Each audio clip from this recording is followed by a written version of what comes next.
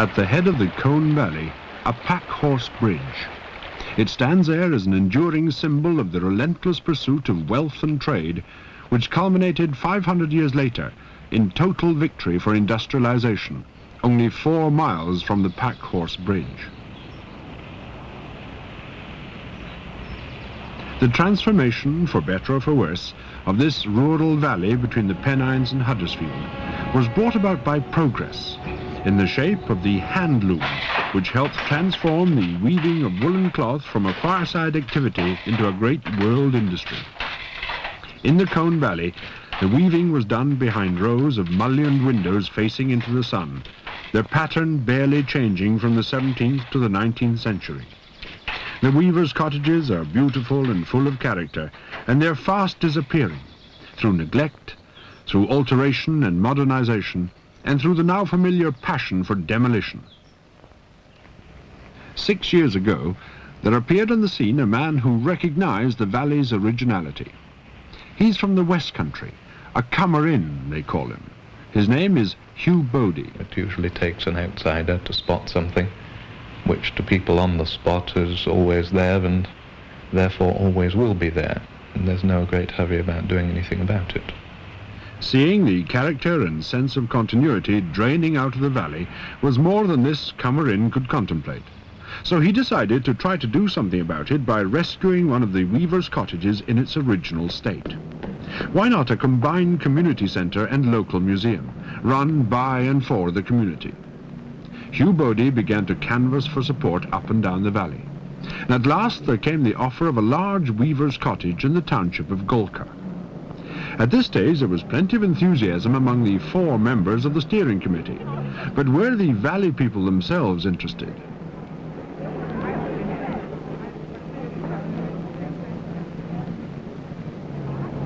Well, they were. If you say I started it off, well, I suppose somebody has to start everything. But it quickly became, within months, a community project, and that's how it continues. But it's no good having a building unless you can use it for something. It's very hard to maintain a building as a shell. But for 2 years now, the hand looms have been clattering again on the top floor, while on the ground floor the parlour has been restored to its original appearance by people who can still remember what a weaver's parlour really looked like in the old days. And I think they have a feeling that they are creating something that's permanent, and that what they're doing now will still be here in 50 years' time. The middle floor has become a focal point of community life. It's used for everything from art exhibitions to research work. In this valley there is an extraordinary pride, and justifiably so in my opinion, in what has been done for centuries past and what is done now. Industrial history is something that almost everybody has some interest in, and if they're given something on which to focus their attention, this interest comes tumbling out.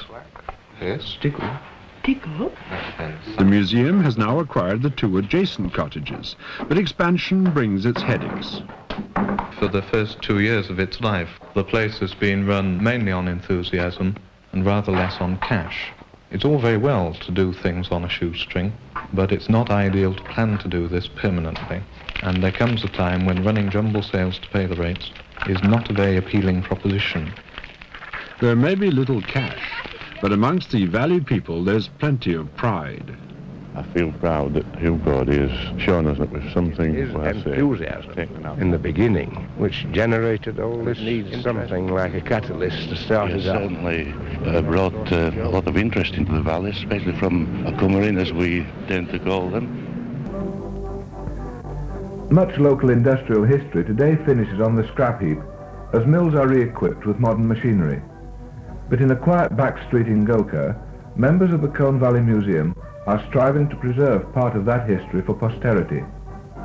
In the building which was the Colne Socialist Club, they have recreated the atmosphere of a weaver's cottage of a century ago. Opened by Dr. Phyllis Bentley, the interior has been designed as a living museum. All the machinery works, and cloth is actually woven.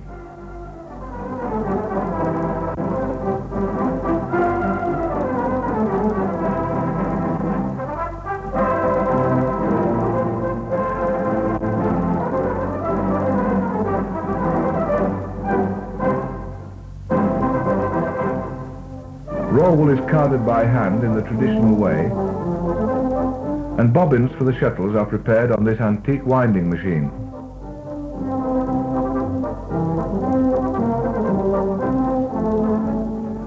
One of the exhibitions staged this year was about farming life in the valley in former years. It contained primitive equipment, much of which came from farms demolished in the Scamden Valley during the building of the reservoir.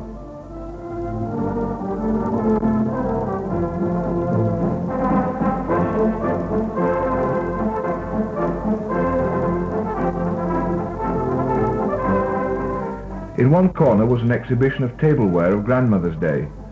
There must be thousands of these cheese dishes collecting dust on countless shelves in Huddersfield alone. The building was a weaver's cottage until about the turn of the century, and a great deal of effort has gone into equipping the stone-flagged kitchen with period pieces.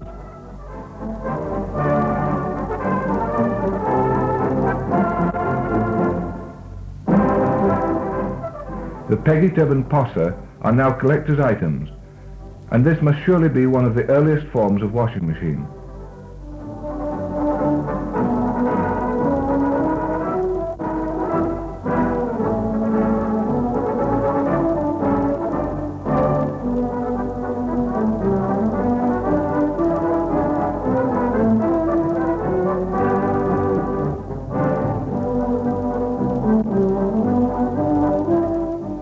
The top floor of the cottage next door has been turned into a shop staffed by volunteer helpers, selling amongst other things books on local history and industrial archaeology, handicrafts and souvenirs.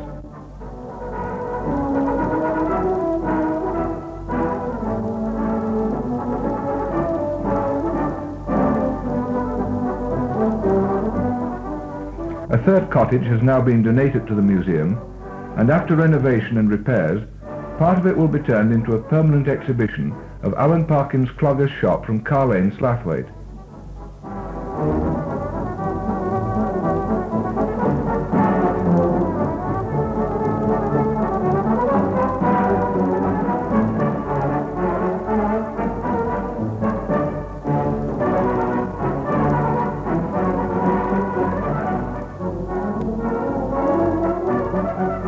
This mass of Victorian bric-a-brac, now hidden in the storeroom, will be catalogued and eventually go on display when renovations to the remaining two rooms are completed. Earlier this year, the museum won a £250 prize presented by the BBC Two programme Chronicle for their work into industrial archaeology. And who knows, someday a suitable setting may be found for this fine exhibit.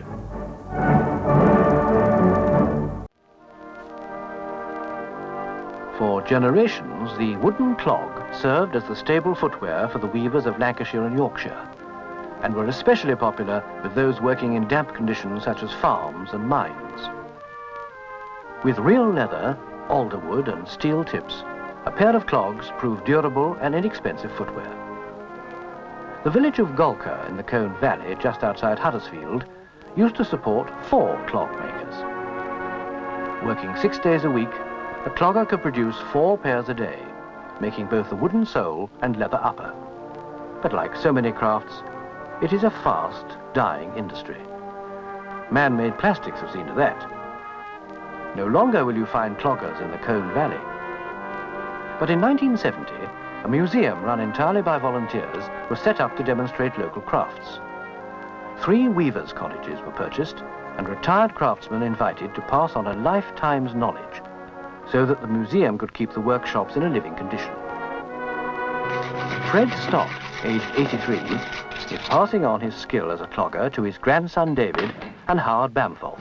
Just a few months ago, a very special visitor came to the museum called Fred Stott.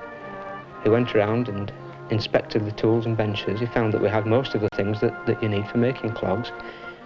And so he said he'd be interested in having a go to see whether he still had the skill.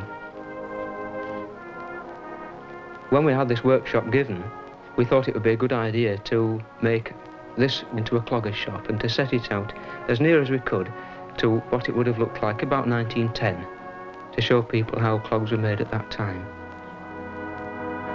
We're not run by any council or any authority.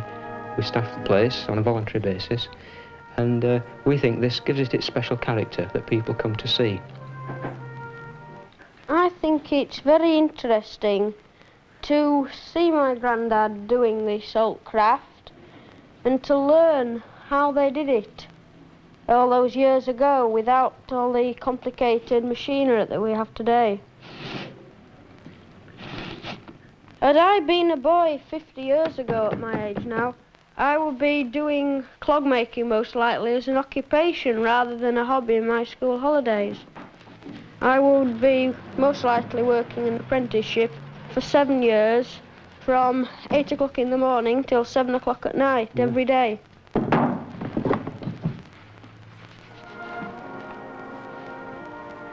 I learnt this craft when I left school at 13 and followed it for a good number of years and have never forgot how to make a clog.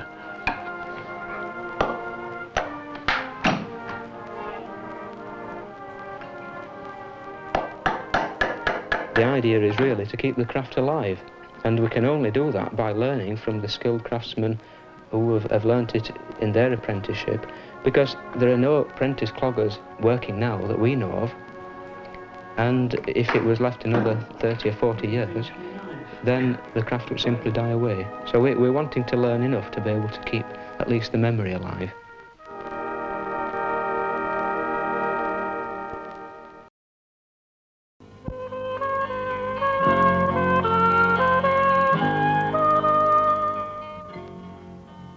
These weavers' cottages in Gokha are the last of their type, built as the wool textile industry moved from the cottage into the factory. The long upper windows let in the light for the handloom weavers, and they still do here, for this is the Colne Valley Museum. Run entirely by volunteers, the aim is to preserve and pass on to young people aspects of 19th century life in the Colne Valley. Sheila Osborne arranges visits by local school children.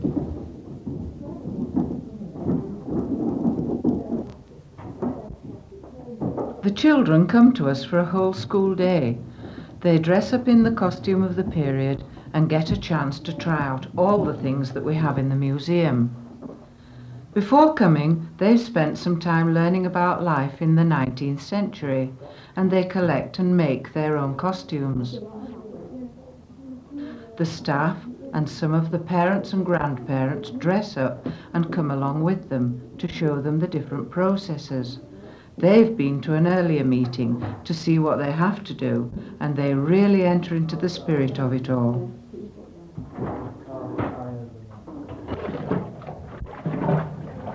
The children are fascinated by the names of the washing things. They use the peggy tub and the posser. They bring something with them to wash, a sheet or a pillowcase, something like that. Obviously not Dad's best shirt. We had the mangle given, as was everything else in the museum. Oh, and we have a pig in when they come to empty the tub.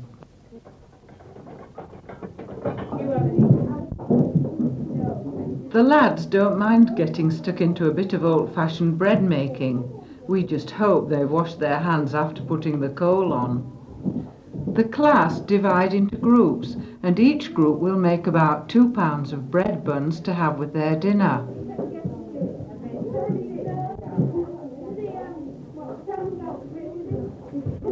This is a batter made from oatmeal and flour. We can make oatcakes on the griddle on a low fire, and they'll have them for afters with their dinner.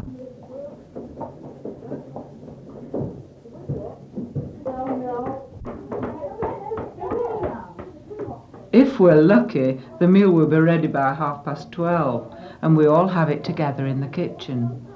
They've all had a part in the preparation of the vegetables and in cooking, but first, before the meal, we say grace. What we are about to receive, may the Lord make us truly thankful. Amen.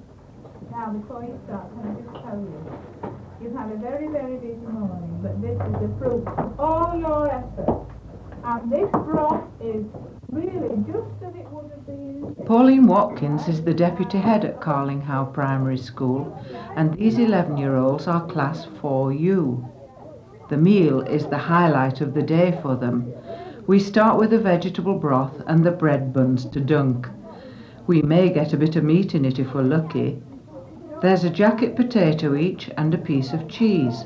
And then for afters they may have an apple with the oatcakes that they've made.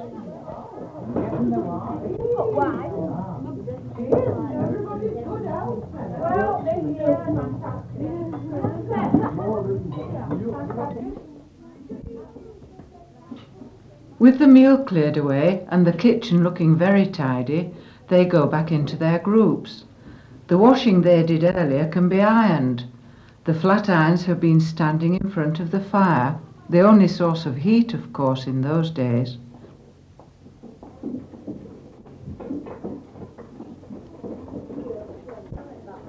And they finally go for airing on the creel.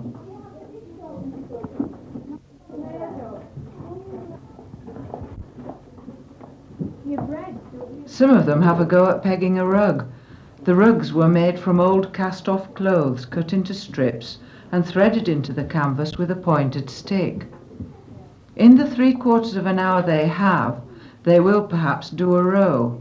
That's if the shawl will keep out of the way.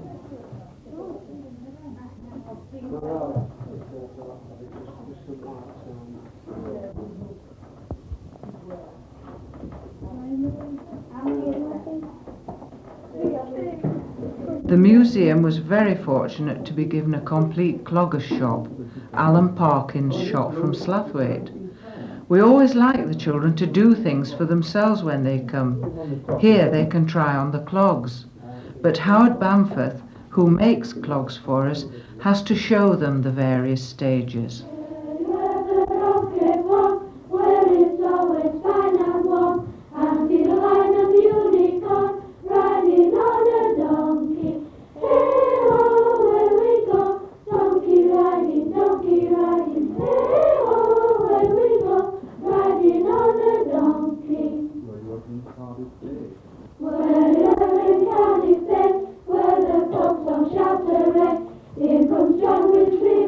They really do have a wonderful time with us in the museum, but there is a more serious side.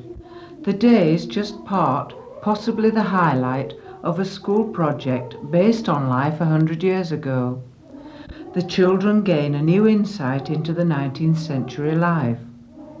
They leave us, I'm sure, with a greater appreciation of the conveniences of life in the 20th century.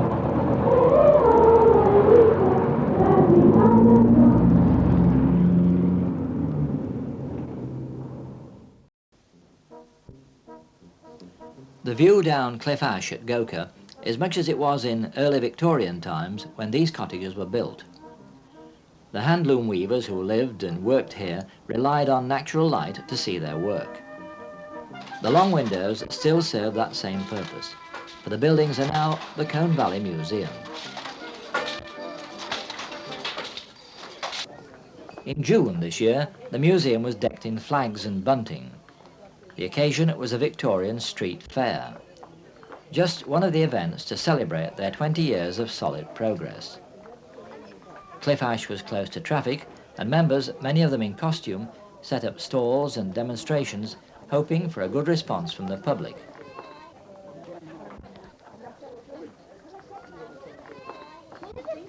There was a blessing for the weather too, for it turned out to be a lovely warm afternoon. The support was all they could have wished for. The welcome was traditional too from Malcolm Bates, newly appointed town crier of Home Firth. Oyez! Oyez! Oyez! Welcome to this, the 20th birthday celebration of the Colne Valley Museum. To start the afternoon's activities, will you please welcome Stubbin Billies? Hi, thank you.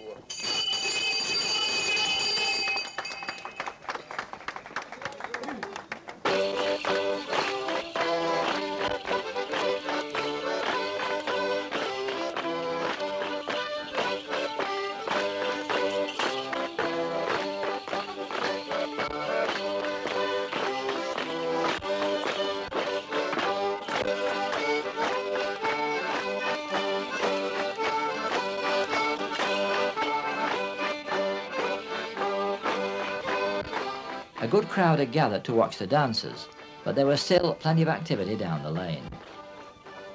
Over the years, members of the museum have learned many of the old craft skills. Sue Robinson spins wool from Border Leicesters and Jacob sheep.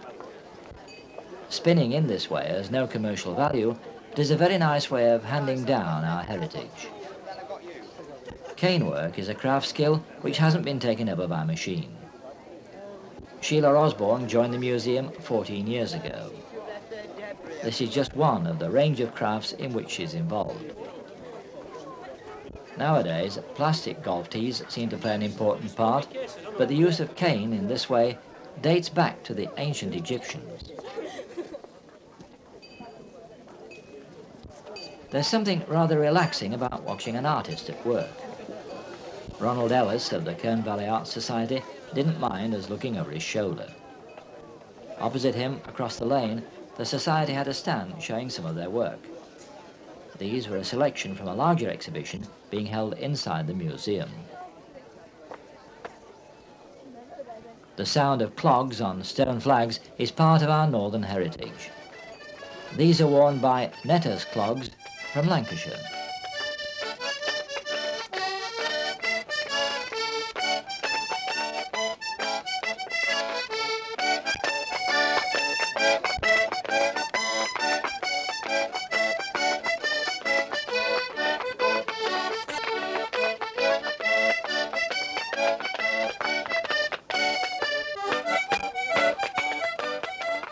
Although the fair was originally planned as part of the anniversary celebrations, its success may lead to it becoming a regular event.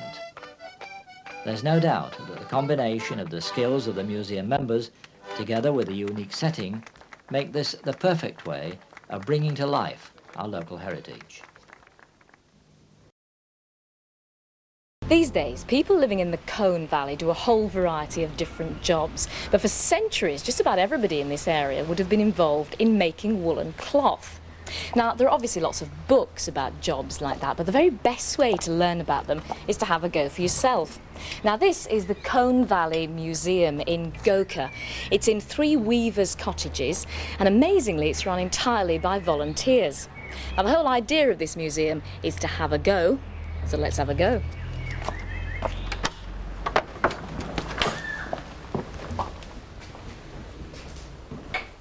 The museum offers clog making and spinning, but my first challenge was to learn hand loom weaving from Grandad.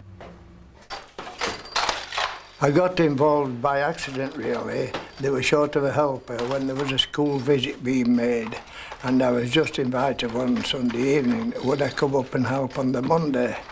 I came up on the Monday about 9 years ago, and I'm still helping.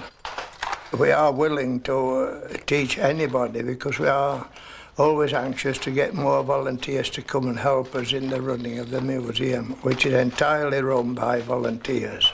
The movement is quite simple. You press a lever, put the foot across, lift the needle and back the weft up to the... Sorry, can you just explain that again? Of course, watching an old master at work is wonderful, but I wanted to go. I think Grandad was a bit nervous about letting me get my hands on his loom. You said if I was good, I could have a go. Come on then. Have I been good enough? Yeah, come on. Put your hand on here. Yep. So you can freely move. No, don't press that. I'm completely cack-handed. Put your foot on the pedal, hold that and then move that back to there. Yep. Hold it back there. And you can drop it. Right. Press it. Down again. And then belt it across. I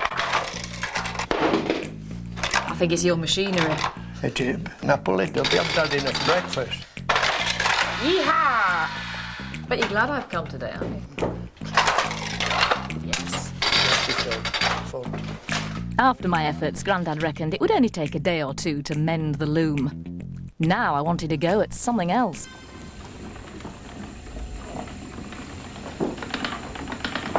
Hi, Sheila. Hello. You look busy. Yes, always busy. This would be spinning then, would it? This is spinning, yes. So just explain to me what this machine is actually doing. This machine is spinning the raw wool off the sheep.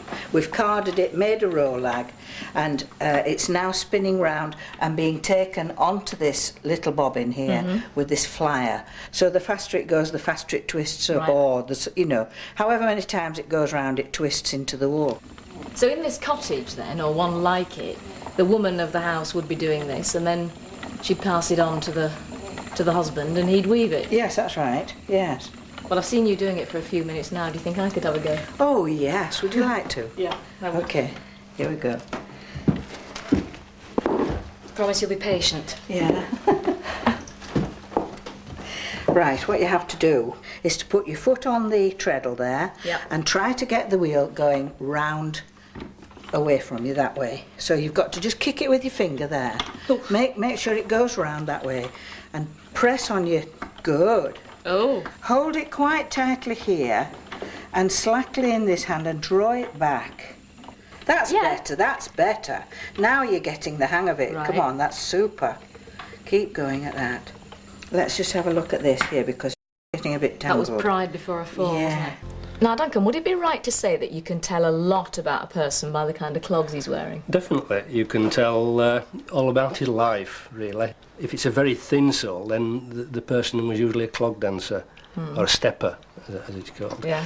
Or they just wore them around and about for domestic duties. Yeah. Perhaps not in the house, but although some clogs were worn indoors. And if it's a thick If it's a really thick sole, then quarry people, miners, coal miners, clay workers wanted a very thick sole, because it had to be harder. And although they had irons underneath and strips of tin or leather put down the middle to stop them wearing away, they'd be thick to keep them up out of the dirt and the dust and the mud in the working conditions. The shape of the sole itself, that's known as cast. You can see that we have cast. That's the upturn on the clog. Yeah. And that's to help you walk uphill. If you feel it going up the back of your fingernail, you've gone too far. Don't worry, I'll shout. The leather's softer, because the leather's stuffed with wax, of course, Yeah. to allow it to stretch. Oh, And it I also see. makes it waterproof. I can't sew even a button on, really. Can anybody join? Anybody can join. You have to become a member of the museum. You can learn anything, any craft. You can bring your own craft into the organisation and participate in demonstrations. How am I doing, anyway? It looks Or quite not. good, does that? I think you can give me a hand making another pair of clogs in a few minutes. Yeah. Colne Valley Museum has been the location for many films, the most recent being the TV production Jericho. The Luddites was also filmed here. Many owners were now moving around the county under guard. William Horsfall, however, continued to go about his regular business alone. Luddites ambushed him.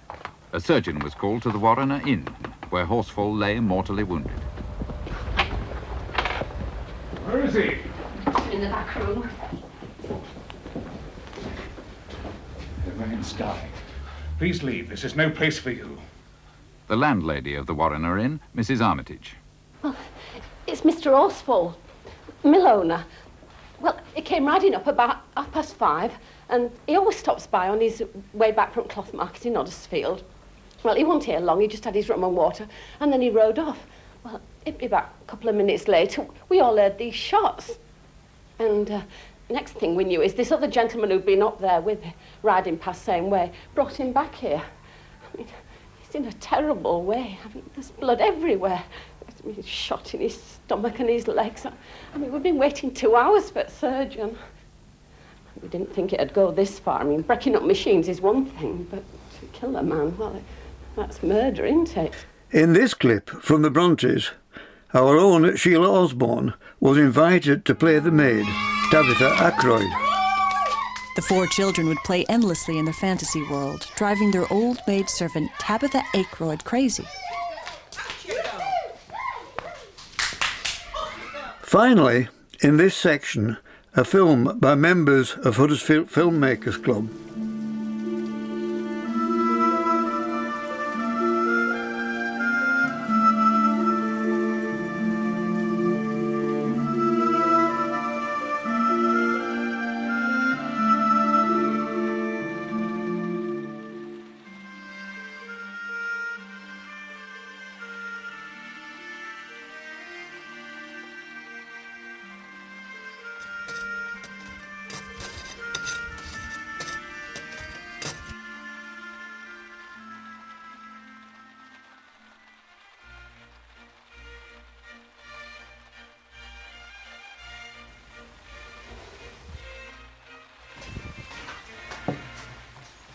It won't be long now, Joe. Won't be long. He'll come, don't you worry. You said he would, and he will.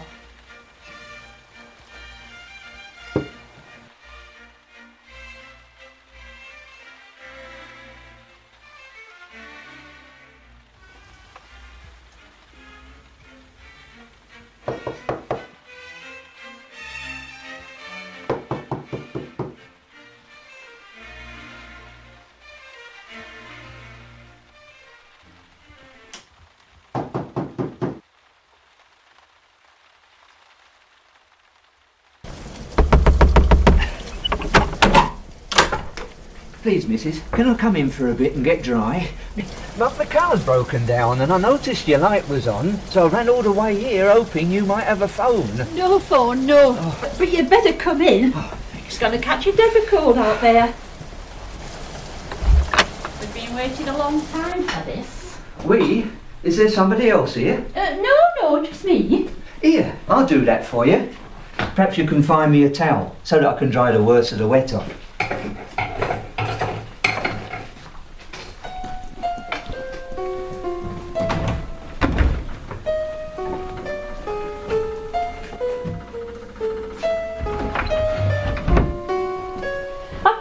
On.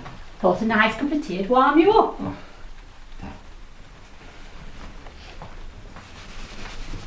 How far did you say you'd come? It's just that I didn't hear your car. Well, you wouldn't, would you? Not with all this wind and rain. No, I suppose not. Whereabouts are you going then? Would that be your kettle boiling?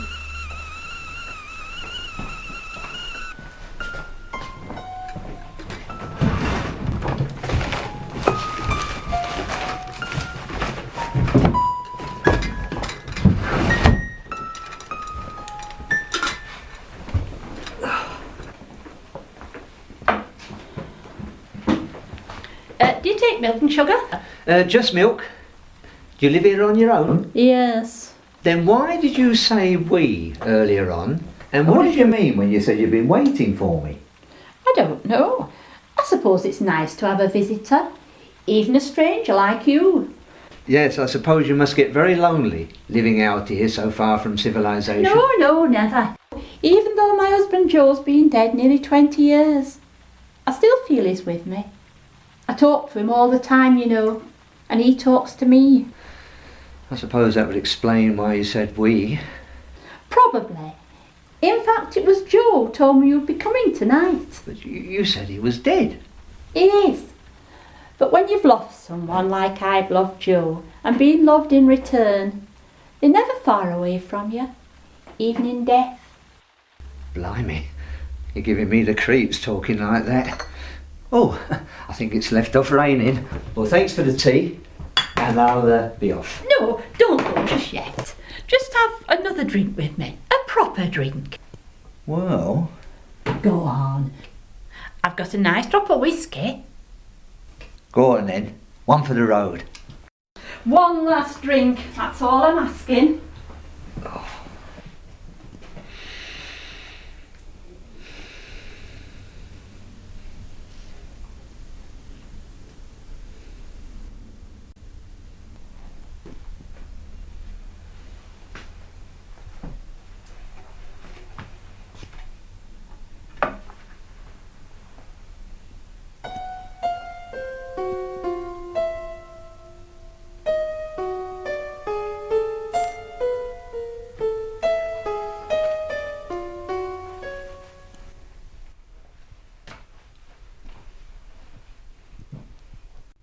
Wake up, sleepyhead.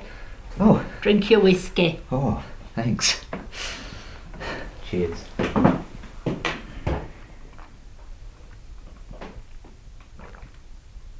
Oh, my goodness. That tasted good. That's the first drink I've had in a long time. Oh. What are you looking at me like that for? I'm just waiting. We're just waiting. Joe and me. Won't be long now, Joe. You're crazy. Do you know that? Just plain crazy. Blimey. I'm not feeling so good. My throat. killing me. What have you done, you daft old woman? Nothing. You've put something in my drink, haven't you? You've done for me? Why? Why? What have I ever done to you?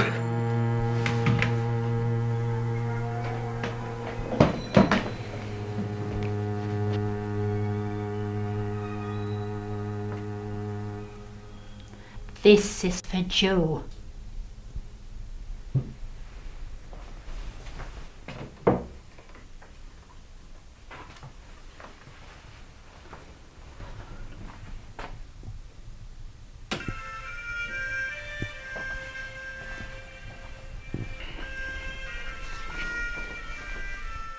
We interrupt this music programme to bring you a news flash.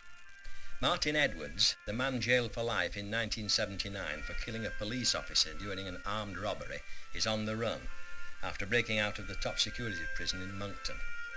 He is believed to be armed and could be dangerous. Not anymore, he isn't.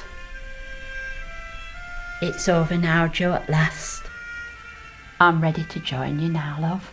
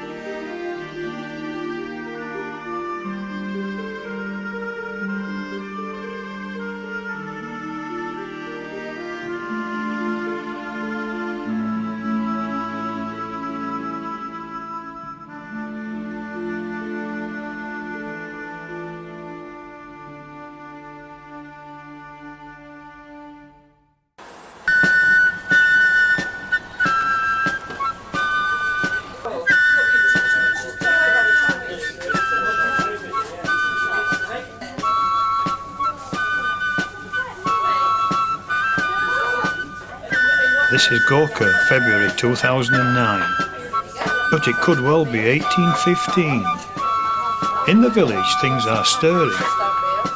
The ladies are preparing for a visit from the 33rd Foot Regiment, nicknamed the Havercake Lads after their favourite food, which is a type of pancake made from oats.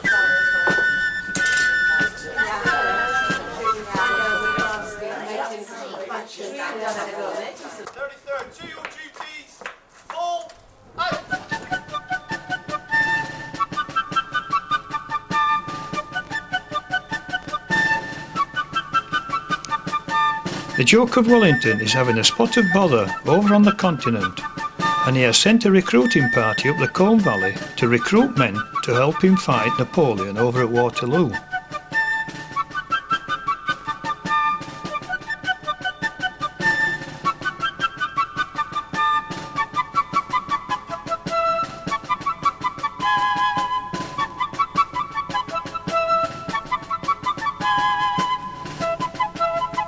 While the men enjoy their food and drink, sentries are posted outside.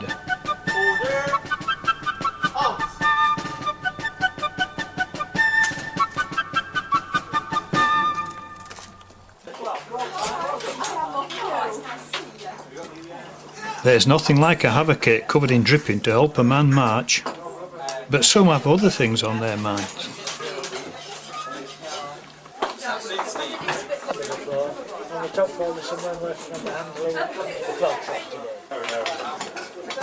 But don't tell him that.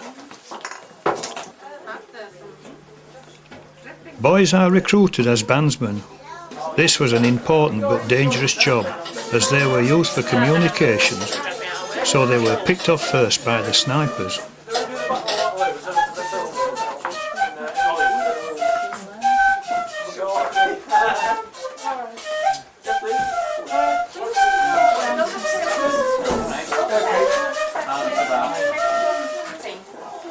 To keep 90% casualties. When the men have had their fill of havercakes, the recruiting starts amongst the locals. Yeah,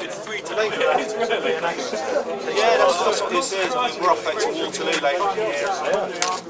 We're going to Belgium, we're going to Holland, Malta as well, haven't we? It's pretty hot in this. We wore an S.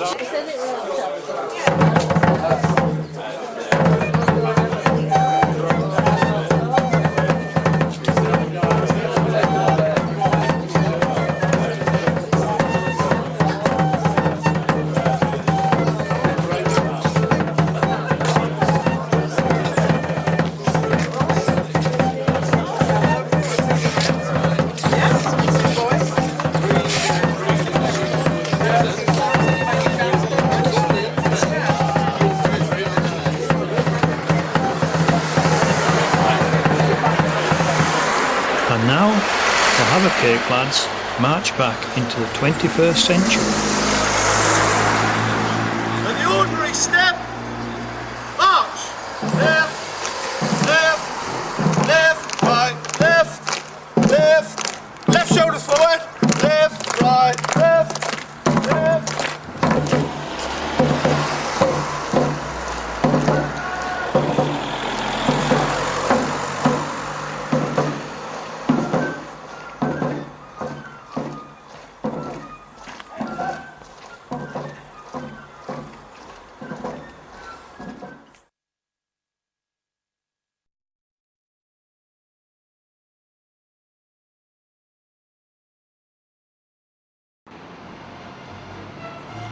Dom Steeple at Cooper Bridge has been here since the 1700s.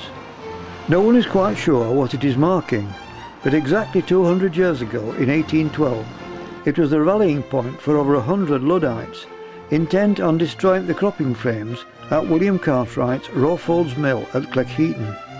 Their leader, George Mellor, worked at John Wood's cropping shop at Longroyd Bridge. The attack on Rawfolds Mill failed. 2 men died and 5 were seriously injured. To rally his men, Mellor planned to murder wool manufacturer William Horsfall as he travelled from the Cloth Hall in Huddersfield up Blackmoorfoot Road to his home in Marsden. William Horsfall Street commemorates the place he was shot by Mellor and his 5 accomplices. To mark the anniversary, the Colne Valley Museum mounted a special weekend where members of the museum and the Slubbing Billies reenacted some of the events from that time. The blades are operated by using weights on the top to hold the flat blade heavily down onto the table. The tighter you want it and the shorter the nap, the heavier the weight that you would use. The nap is cut by forcing the back blade forward onto the front and moving it gently forward down the table, which takes a great deal of strength and energy. Last week I was over at Cleckheaton, Rawfolds. You what? Aye. You did. I and a load of others, you've heard, have you? I've heard tell about that. And your lad was there and all. Oh no, I don't believe that. He's telling me he wasn't there. No, I wasn't. So come on, let's spill beans about this here thing at Rawfolds. There were guards on doors, on gates, and the lads saw them, so they crept around behind them, and about half a dozen lads took them out, and then we knocked the doors down, and we were in, but the trouble was, he's been Ed Cartwright, sorted it all out. He's done all windows, he's barred them up with steel, and doors and all, you can't get in. So we stood around outside for a while, but he's a militia man. He works for Halifax Militia. Aye, and he's signed up with them. He's a I don't know what he is. He's some officer or something. And he had some of that lot there, and he told them to open fire. They shot on all our lads. They shot. Well, that'll explain why. What's his name's lad didn't come one other night. Well, that's why I'm worried about where your lad is, because I've not seen him since then. Don't tell me the croppers and the weavers were fighting for the working man. They were fighting for themselves. 7 years to be a cropper, sir, and damned hard work too. I'll give them that. But I tell you this, they weren't interested in the people working in my mill. They wanted them out of work so they could sell their cloth. And you can't stand in the way of progress, sir. That you cannot do. My mill employs good people. Damn, sir, my own men fought to help me drive off the Luddites. I'm sorry for them that's died, particularly the young lad who was one of my employees. You know, I'm a captain of the Halifax militia. He was one of my own damn troopers.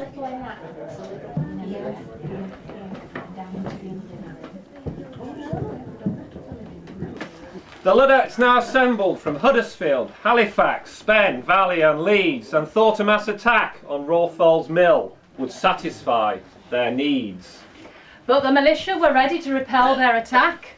2 Luddites were killed and ended up in a sack. We're fine. Rawfall's Mill were like a ruddy fortress. Our Enoch's hammers failed to break down the door. Aye, and there were battlements to stole it on the upper floor, so they could fire down upon us and do us sore. Now listen, and listen real good. Yes. Horsefall said he'd ride up to his saddle girth in our precious blood. Yes, he did. And with a name like Horsefall, yeah, I know it's pathetic, but if he should fall from his horse, it would be kind of prophetic. Get up. Halt, I challenge you. Whoa, Bess! He's going for his gun! Fire! Bang! Sorry. Yeah!